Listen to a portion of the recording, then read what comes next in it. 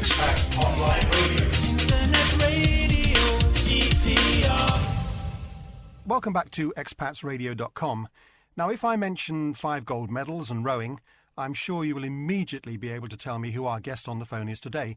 It is, of course, Sir Steve Redgrave. Good afternoon to you. Good afternoon. Now, it's a pleasure to have you on Expats Radio, the very first time. The big thing is that you are the most successful British Olympian ever with your 5 gold medals.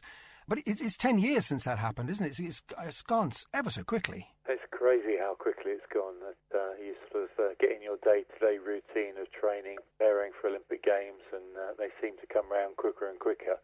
But the last 10 years have gone even faster than that. I can't believe that it's September this year. It'll be 10 years on.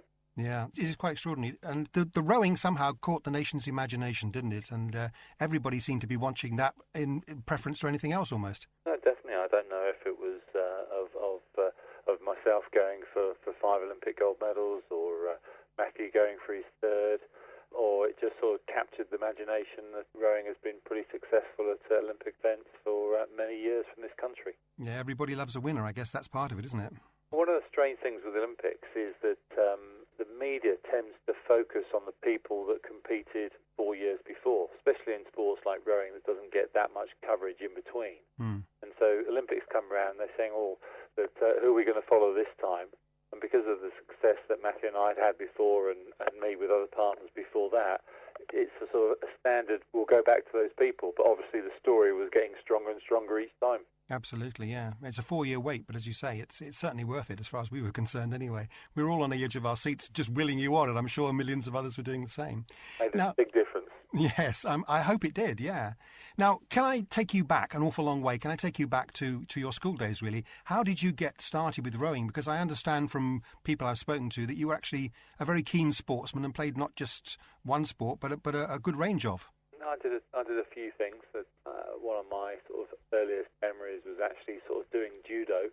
But I used to get put with the 20 18-year-olds when I was only a 12-year-old because I was quite big, and used to get thrown about and didn't think that was very much fun, and then stumbled across rowing. But I only stumbled across rowing from the comprehensive school that I went to. Is that the head of the English department, a guy called Francis Smith, had 2 loves within sport. One was rugby, the other one was rowing. And he just used to ask a few individuals if he'd like to try rowing. And I thought, going out on river during school time, it seems pretty sensible to me. And then within a couple of weeks, I got hooked on it and started going down every day after school as well. That's great. I mean, it's just a chance encounter almost, really, then, wasn't it? Much so. Absolutely. Going to this challenge that you're going on now, can you tell us a little bit more about it? I mean, it's quite a long one to start with, isn't it? Yes, it's the RAM, the Race Across America. It happens annually. I think it's been happening for about the last 20, 25 years, something along those sort of lines. It's got bigger and bigger each year. It used to be just for individuals on bikes. Then it got expanded to pairs, 4s and 8.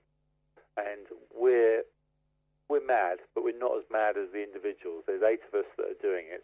And it's just over 3,000 miles across America, from west to east, starting just above San Diego, up over the Rockies, through a desert, then the flatlands for mile after mile, and eventually then getting into another mountain range, which is not as high as the Rockies, but steeper climbs, and then down into Maryland and basically Washington, D.C., where we finish. All that has to be done in 8 days or less. That's got to be punishing, hasn't it? That really has to be punishing. Well, then I add on to it after that is that by doing it a team of 8 is that we can rotate it round. It's more of a relay, and all of us have to complete all the distance, and that makes it sound a little bit easier. But it's literally 24 hours a day. The 8 of us are going to split into 2 groups of 4. We're going to do 6 hours on, 6 hours off. So it's still pretty intensive. And to keep our average speed up, because we're all rowers, we're not cyclists, but we're all very competitive and want to go as fast as we possibly can. So we're going to try to do 15-minute chunks. So you're doing an hour in your group of 4. You're doing 15 minutes in 1 hour for 6 hours. But that 15 minutes is really very intense and almost to the maximum speed that you possibly can do, night and day, until we've completed the distance. Now, I guess this is fairly hard work for the support teams as well, isn't it? Because they've got to keep you fed and rested and look after anything that may go wrong. In some ways, it's harder for the sport teams. Is that we've done a few practices around the Chilterns in the last few months, and as more fatigued you get as a cyclist, is that you're still sort of pretty hyped up about it all. But the support staff that is helping us get off and on our bikes, transferring us through to the front of the group, feeding us, massaging us, doing everything that we need to do, as well as moving all the vehicles with us as well, they get under huge fatigue. So in some ways, we've got it easy. We just sit on the bike and pedal, and they've got to do all the thinking and all that sort of side of it.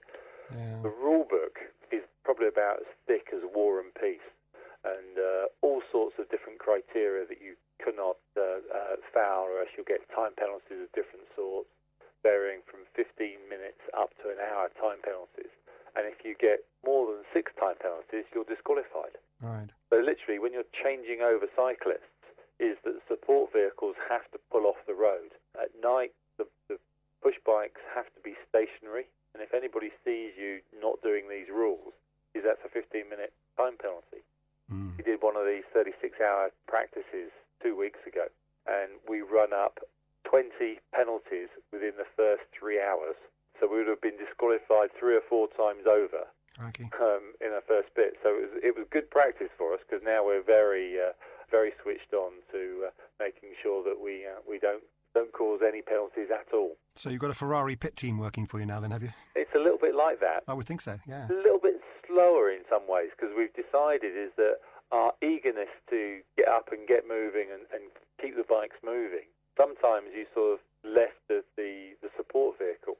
At night, you have to stay in the lights of the support vehicle behind you. And for whatever reason that support vehicle has to stop, you have to stop as well. You cannot cycle on. So if it has to refuel, for instance, the cyclist has to stop at that point. If you're going through a town and there's traffic, there's no point the cyclist sort of whizzing along through the traffic, because then that's a very serious penalty, an hour time penalty, and almost disqualification on that part. So there's all sorts of different things that we've got to be aware of, and so in some ways the slow changes of making sure we get it right and not taking a penalty. If you just do a minor change, minor fault, and get 15 minutes, where you've done a really fast change and gained 5 seconds in time, what's more important? Yeah. I'd rather not have the 15-minute one, actually. Well, I'm sure you would, yeah. And I guess as you get more tired, it gets easier to make mistakes, of course. Oh, definitely. And if you're 8 days on the road, let's face it, that is a punishing endurance test of some stand. Yes. Well, one of the biggest problems is actually sleep. If in your RV, the 6 hours off, you're still moving, so there's still the motion of the vehicle. And people who have done it before that I've spoken to, they're saying that they've really struggled to get to sleep. And one guy who did it 2 years ago, he says that the second half of it, he was only getting about 20 minutes sleep a day. This is like sailors then, isn't it, really? Pretty much Yeah, the same. very much so. Yeah. It's an incredible thing to do. Internet Radio, EPR.